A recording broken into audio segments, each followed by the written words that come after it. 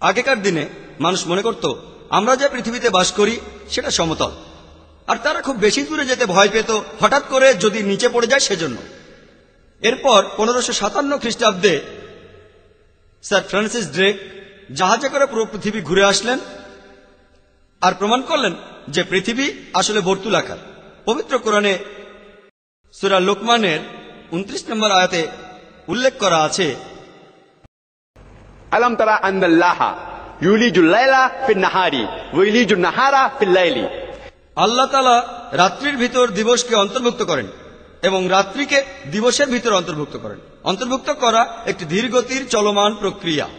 রাত ধীরে ধীরে চলমান প্রক্রিয়ায় দিনে পরিণত হয়, আর দিন ধীরে ধীরে চলমান প্রক্রিয়ায় রাতে পরিণত হয়। এটা শুধুমাত্র তখনই সম্ভব হবে যদি পৃথিবী বর্তুলাকার হয়। পৃথিবী সমতল হলে এটা সম্ভব হবে না।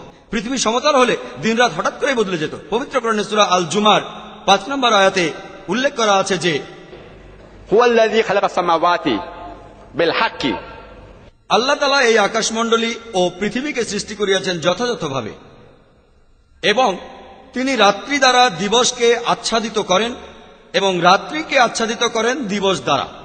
এখানে যে আরবি শব্দটা আছে সেটা হলো কাওয়ারা, যার অর্থ কোনো কিছু আচ্ছাদন করা। যেভাবে আমরা আমাদের মাথায় পাগড়ি পরি, এই মতবাদটা যে রাত দিনকে আর দিন রাতকে আচ্ছাদন করছে, এটা শুধু তখনই সম্ভব হবে যদি পৃথিবী বর্তুলাকার হয়।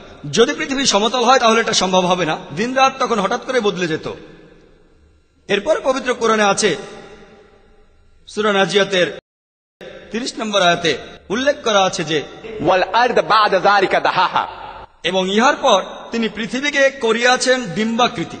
এখানে আরবি শব্দ দাহাহা, এটার মূল শব্দটা হলো দুইয়া, যার অর্থ হলো ডিম্বাকৃতি। আর এই শব্দটা দিয়ে কোনো সাধারণ ডিমকে বোঝানো হয় না, শব্দটাতে বিশেষ করে বোঝানো হয় উট পাখির ডিমকে। আর এখন আমরা জানি যে আমাদের পৃথিবী পুরোপুরি ফুটবলের মতো গোল নয়, এটা আসলে বর্তুলাকার। এটা উপরে আর নিচে চাপা আর দুই পাশে কিছুটা ফোলানো, এটা হলো বর্তুলাকার।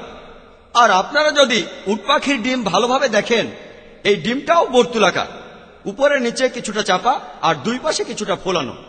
তাহলে পবিত্র কোরআনে পৃথিবীর আকার সঠিকভাবে উল্লেখ করা হয়েছে 1400 বছর আগে।